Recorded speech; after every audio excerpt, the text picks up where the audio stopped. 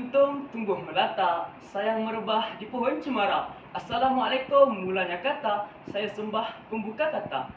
Assalamualaikum warahmatullahi ta'ala wabarakatuh. Saya Fadlia Iman bin Fadlia Azlim.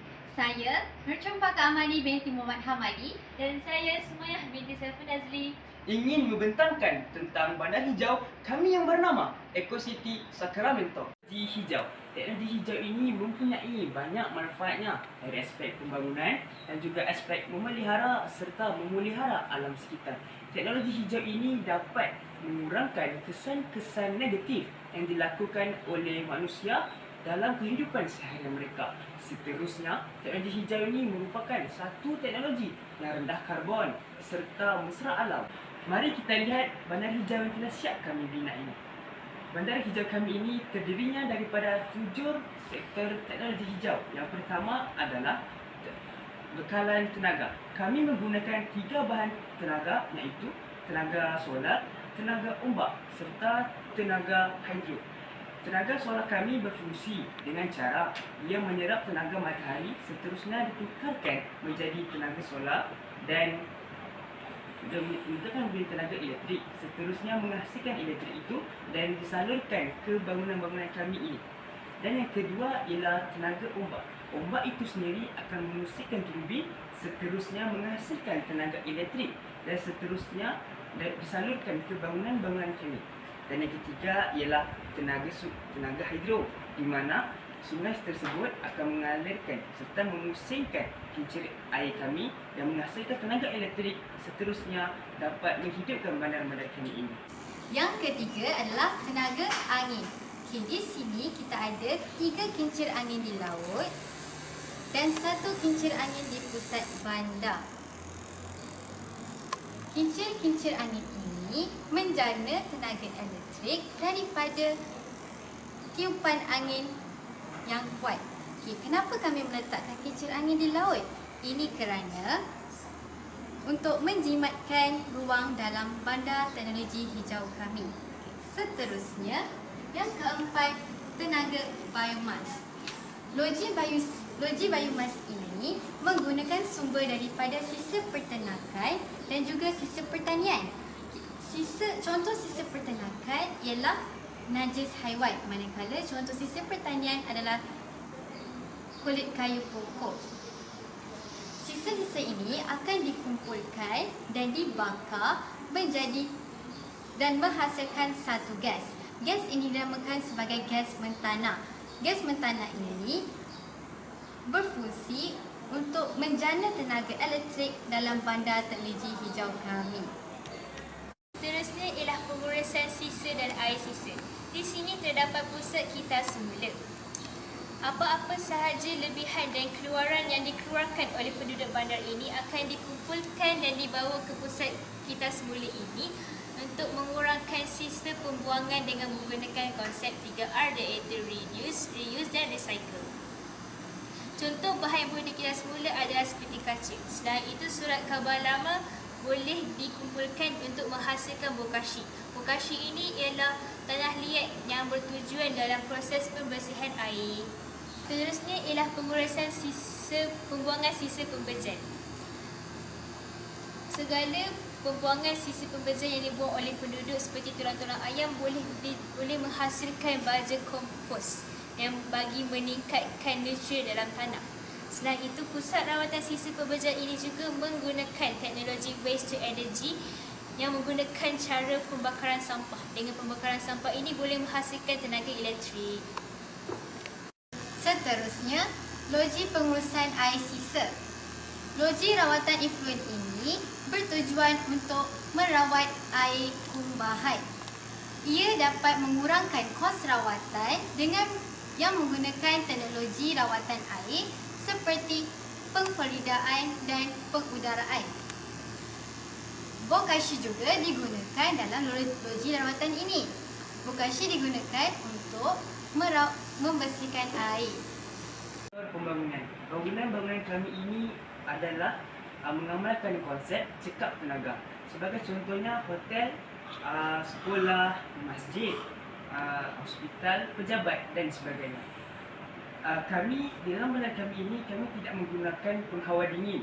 Oleh itu kami meletakkan tanaman-tanaman vertikal yang berada di dinding-dinding bangunan kami ini untuk mengurangkan kadar karbon dioksida di dalam serta di luar bangunan kami ini, yang bertujuan untuk menyejukkan udara di bahagian-bahagian bangunan kami ini. Seterusnya, rumah kedai, balai mobil dan balai polis di bandar ini berbentuk berlian dan diperbuat daripada kaca sebelumnya bagi membolehkan pencahayaan semula jadi. Apabila malam, bangunan ini akan menghidupkan lampu secara automatik. Di bangunan ini juga terdapat fasad condong. Fasad condong berfungsi untuk memberi teduhan kepada tingkat yang lebih rendah untuk mengelakkan cahaya masuk dengan berlebihan. Seterusnya, bumbung Garden by the Bay dan bumbung kondominium diperbuat daripada luxina kerana kedua-dua bangunan ini menggunakan cahaya matahari sebagai sumber utama cahaya. Pada waktu malam dan hujan, kedua-dua bangunan ini akan menggunakan tenaga solar yang disimpan di dalam bateri solar. Seterusnya, sektor pengangkutan. Apa fungsi pengangkutan? Pengangkutan bertujuan untuk mengangkut manusia dan juga barang-barang. Pengangkutan di bandar hijau kami berkonsepkan kenderaan hijau untuk mengurangkan pembebasan gas hijau. Antara kenderaan kami, pertama kereta solar, yang kedua kereta hybrid, yang ketiga kereta elektrik, yang keempat bas hidrogen, yang kelima bas elektrik, yang keenam helikopter, yang ketujuh kenderaan gas asli, yang terakhir sekali kereta bahan api bio. Untuk pengetahuan anda semua, keretaan bahan api bio dihasilkan daripada lemak minyak sayuran dan lemak haiwan. Seterusnya, pengangkutan terbesar dalam bandar kami tak lain tak bukan pengangkutan awam, iaitu LRT. Disarankan kepada penduduk untuk menggunakan pengangkutan awam ini kerana kos yang murah, meningkatkan ekonomi dan mengurangkan pencemaran dalam bandar kami. Bandar kami terdapat jaringan pengangkutan seperti jalan raya dan beberapa jambatan. Seterusnya ialah sektor perindustrian. Sektor perindustrian bandar ini merupakan kilang. Kilang ini menggunakan tenaga solar. Selain itu, serobong asap kilang ini merupakan mesra alam. Kenapa mesra alam? Kerana serobong asap ini menggunakan penapis penggosok yang boleh membersihkan gas pencemar dan juga ubah pembangkit yang boleh mengubah gas yang berbahaya kepada gas yang tidak berbahaya. Seterusnya, sektor perhutanan dan pertanian. Terdapat pokok-pokok di atas bukit ini. Pokok-pokok ini perlu dikekalkan untuk menyerap gas karbon dioksida dalam udara. Kesannya, gas karbon dioksida dalam udara dapat dikurangkan sekaligus dapat mengelakkan daripada berlakunya pemanasan global. Bukit ini juga dikenali sebagai kawasan tadahan hujan.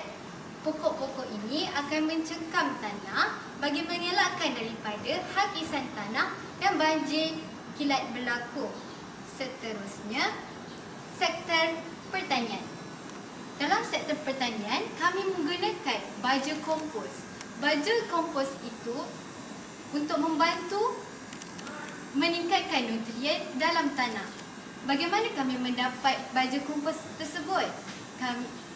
Baja kompos tersebut didapatkan daripada sisa-sisa peternakan kami. Seterusnya ialah sektor ICT.